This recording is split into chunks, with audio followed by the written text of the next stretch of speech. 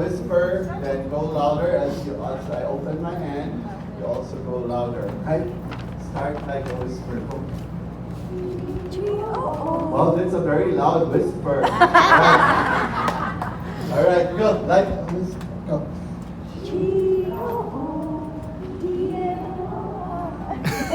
No, you're not supposed to slow down. It's the same feel. Ready, go. G-O-O-D-N-Y. Good morning. Go. Louder. G-O-O-D-N-Y. Hindi ko kabalo. Wrong. Hey, good morning. Good morning. Hey, good morning.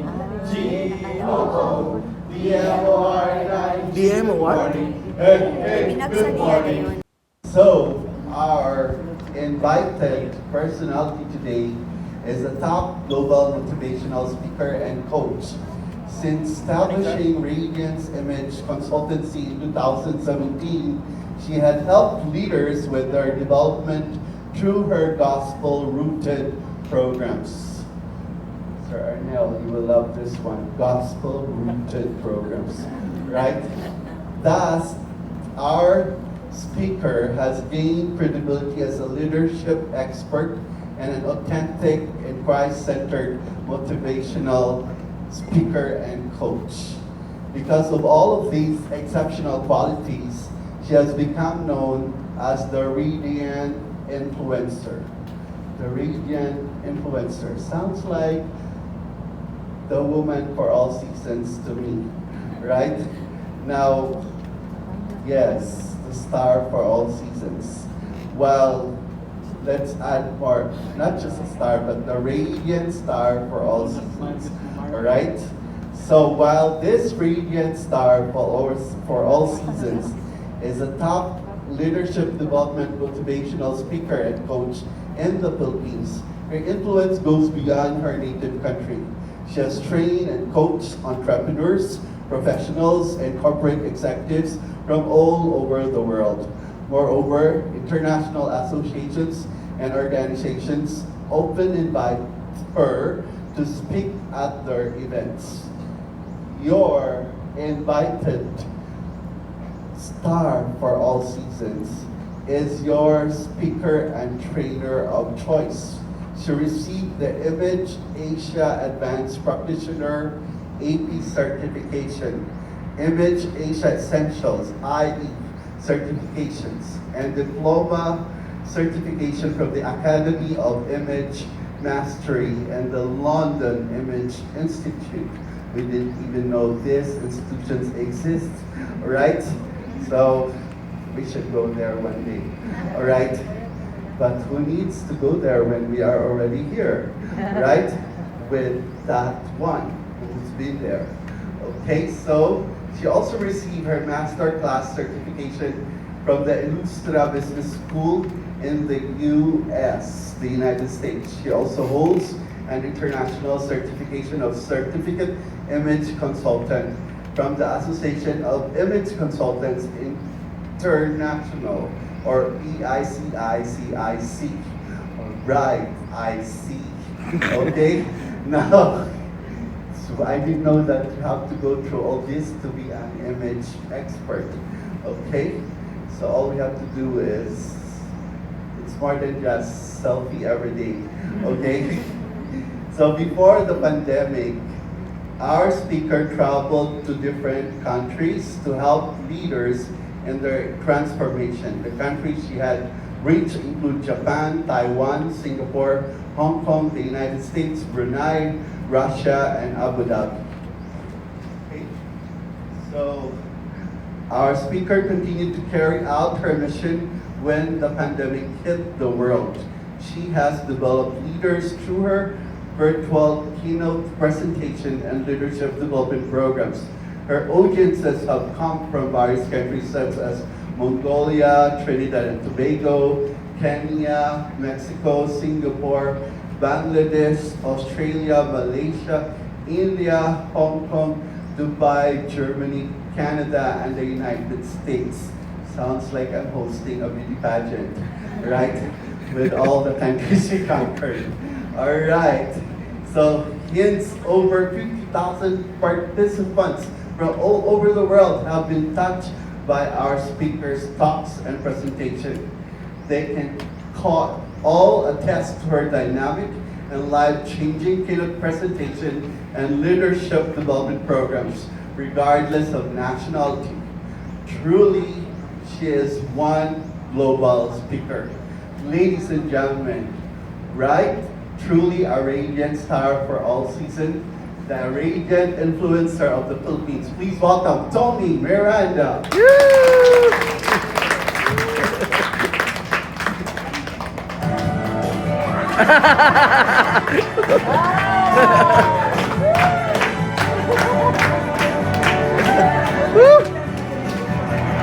Yay! Dance!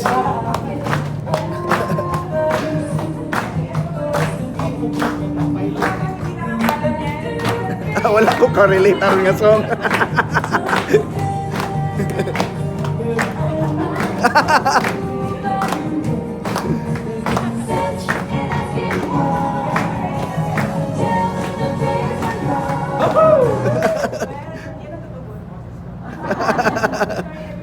Good morning.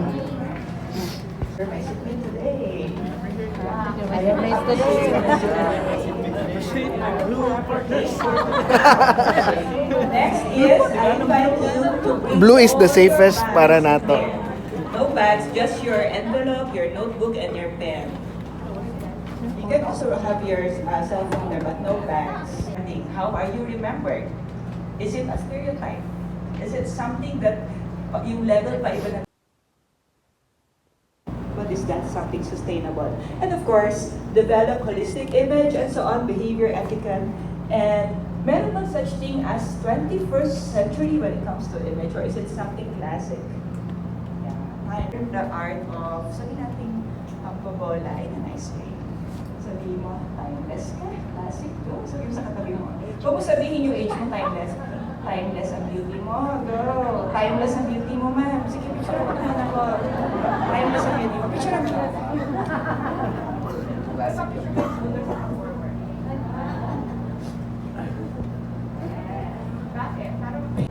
Image is something that is not required to do. It is something that you naturally do because you have a better reason or a higher reason than your excuses, than your weakness. Okay? We need to send a message off. Can we read it? Healthy. So, image later we will learn the truth about it that partly it is also an impression that you create. And I will make you understand why impression is very important. So, isa-isahin natin ito. We need to But later, I was able to convince them because What was my your color? favorite color is green and what's their color? Favorite color? white and blue. At least maganda rin. Yeah. Okay, so what do you think could be the reason why it's not so easy to convince them to just transfer or shift to your favorite color? Because each one of us has an individual differences, so and each one of us also is unique, so it would be difficult for us to convince. Right, and they also have different stories Yeah. or reason. And also they have also different history and their families yeah. and their environment. So what made them choose that is unique and different to yours. Correct. Yeah. I mean, wala namang mali na. We're just trying to get the pulse now why it's not easy to convince. Thank you. Thank you so much. Oh, let's clap for her. And this is the way to clap, ha? Kinalitan. It's the way to clap.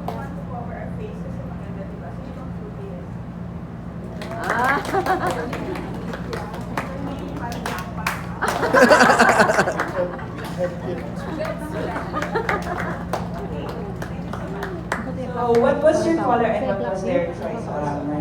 My color is blue, and shades of blue. Theirs is pink and maroon. So at least hindi pareho. Okay. Was it difficult and why? It's difficult to change people's perspective in terms of their favorite or their gusto anong gusto nila, because that's what makes it unique to their principles and values. principles, values, and perspective. Thank you. Thank you. All right. Hindi nagdadaanan kayo eh. Yeah. And why you are not doing it? Maybe because your view of image is distorted. First is this one. Repetitive words. Now, kayo lahat. Ang galing mo na natin mga hawak natin. Marunong ba kayo mag-karaoke? Yes! So, dahil triangle kayo, baka hindi pa perfect. One has to reach out to another person. You need to do that. May partner kayo dapat. So, ako, from all the way from Manila, papunta dito, okay lang ba humingi ako ng respeto? So, ibig sabihin, kung hindi nakakatawa yung joke ko, tatawa pa rin kayo. Hindi nang tawag doon respeto. Okay. So, ano to? Ulan? Rain. Okay, what else? Yo-yo. Pwede, yo-yo, ganun. Dribble? Yung beat, pwede, pero one way lang eh. Toto. One man. Toto. Pwede. Ano ba? Sabi niya? Wave, ganun ang wave. Pulot? Pulot? Pulot. Pulot. Very good, grabe, no? Sa iba, ano lang, templang na kayo, dami, massage. Ano pa kayong lalabas? Dribble? Jellyfish, what? Dribble. Dribble, layo. Puppetry. Yeah, pwede Hawaiian. Okay, this is pusit. Okay. Ha ha ha ha. Ready? Joke na ba yan? Tandaan niyo yung respeto niya. Joke. So if this is pusit, what is this? Opposite. Sabi ko, respeto. Ang sagot, ano? Sige na nga. Pusit, opposite. Pero, alam ko naman makukuha yun. Ano? So, ganito. Pag respeto, Be gentle. Be gentle daw. Be gentle.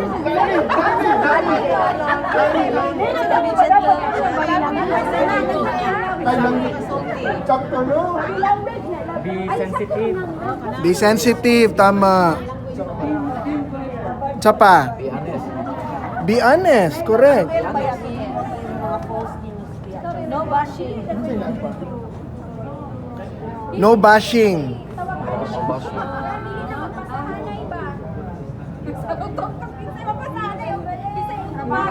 No cyberbullying. Kanang kuan. Timing. You need timing. Timing ka lang, you know when to speak, when to keep quiet. Avoid harassment daw, Jazz. Ay, kana. We represent the library, we represent the school, that we should be neat enough, clean enough to serve the students. Then, number 2 is respectable, because we are dealing not only the faculty, but especially the students. How can we, like for example now, our problem here in the library is that students are very noisy. So how could we tell them, that they have to respect other students as well, no? So by our presence alone could emanate that they have also to respect other people. Wow! give him ano naman. Round of applause. So, good morning.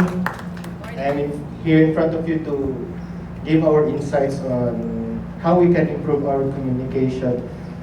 I don't think this has any theoretical background, but appearance, behavior, and digital presence, I think, is falls under the umbrella of communication. I think that's what I think. That's what we think, I guess. So, in communication, we have to be clear, not necessarily beating around the bush, but we need to be clear on our point.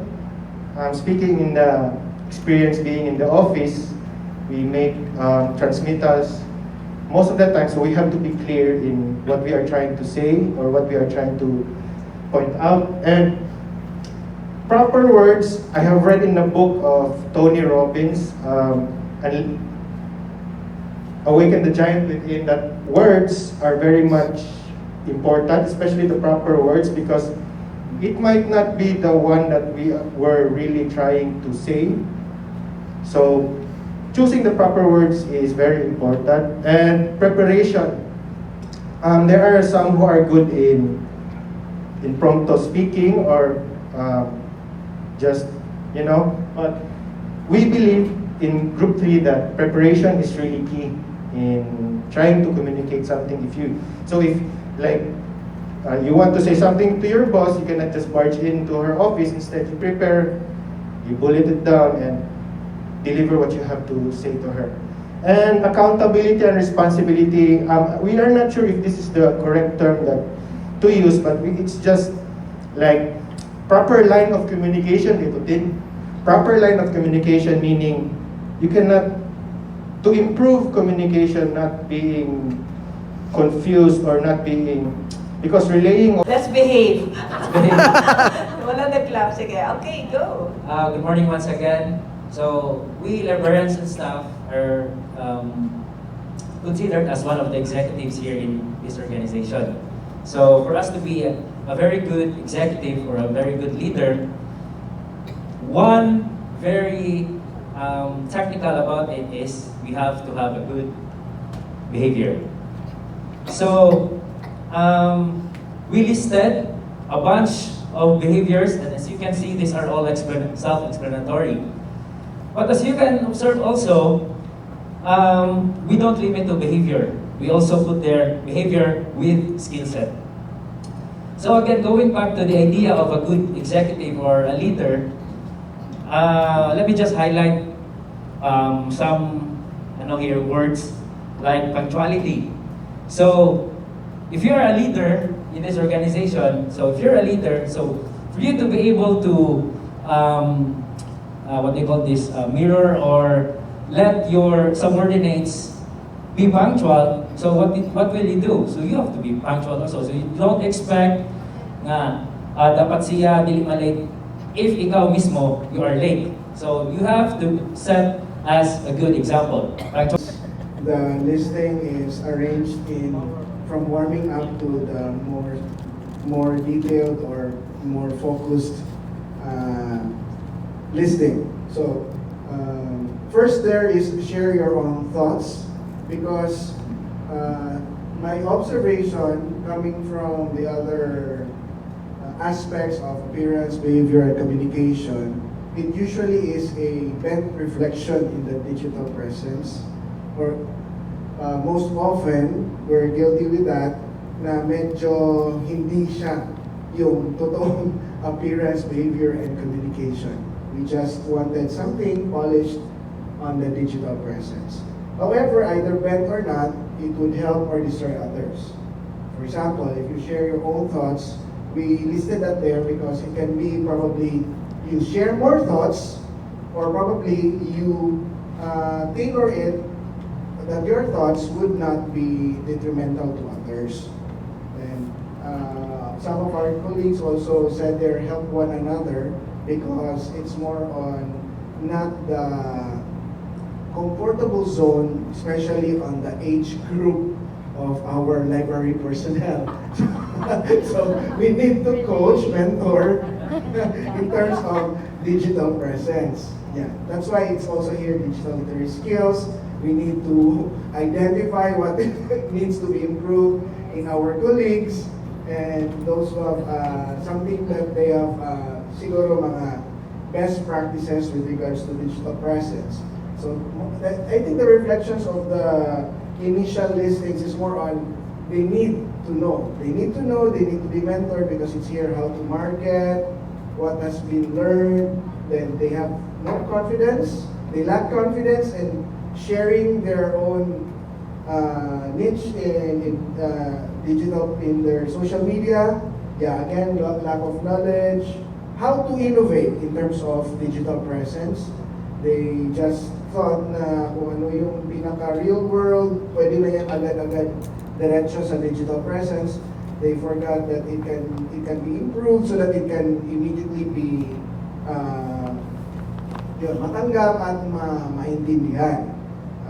Quality of posts is one thing na siguro start na po ng medyo, they understood what really can be improved if they have already been mentored, then the concept of how it should be presented, because hindi ka naman pwedeng mag-diary sa buong post mo, gano'n, or sobrang jejemon. So medyo hanapin natin yung paano mag-concept. This one is also mentioned, presence of mind, very simple, yet we forget, usually in our social media, na hindi pala appropriate ang pag-post natin, ganyan, choice of words siguro, kaya nakalimutan natin. Then, think before you click, yan, a very good reminder, especially in both extremes. The more you're into of age, medyo nakalimutan natin to think before click, or the younger you are, also you forget also to think before you click. Then be gentle, be sensitive, be honest, no bashing, no cyberbullying. I think these are the observations of our library personnel what's happening online. And lastly, this is one thing I like the most is avoid negative posts. It's either avoid posting the negative ones or avoid all as a whole yung mga negativity online. And if you need to know more about yourself, then we can stop or we can even put a pause why we cannot also judge others. Kasi unahin muna natin intindihin yung sarili natin kasi we cannot even extend understanding when you don't understand yourself. In short, you cannot give from an empty cup, right? So that's what I have presented this morning. A bigger view, so you know that image is not a joke. And we can adopt, we can learn, pero pa, we can share the learnings.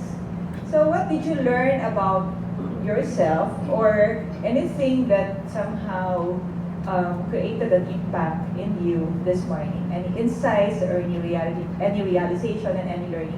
You can share, maybe I need at least rule.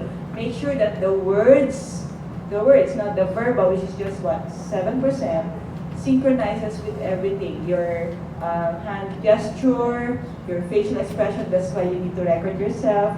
Kaya pala, nagtatampo yung asawa mo, kung sinabi mo I love you, paano mo siya ka, I love you.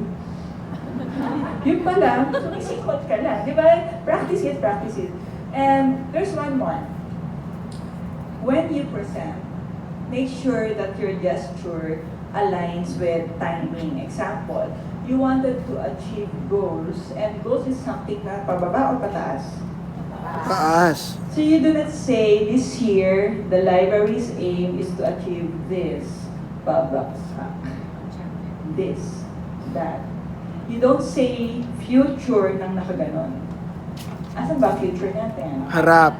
Yun lang, isusunod lang natin, synchronize.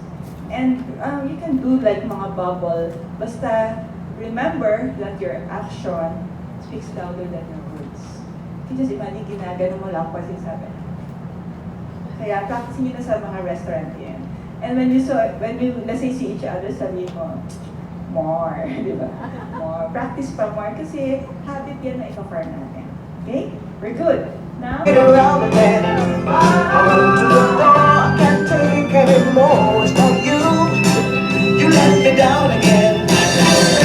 Baby, baby, try to find a little time, and I'll make you ready. I'll be home, I'll be beside the phone waiting for you. ooh, ooh, get ready, number 9. Why do you fill me up with Number 9. your baby just to let me down?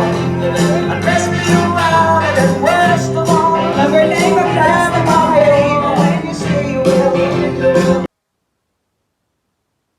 Presented. Of course, maganda may feedback.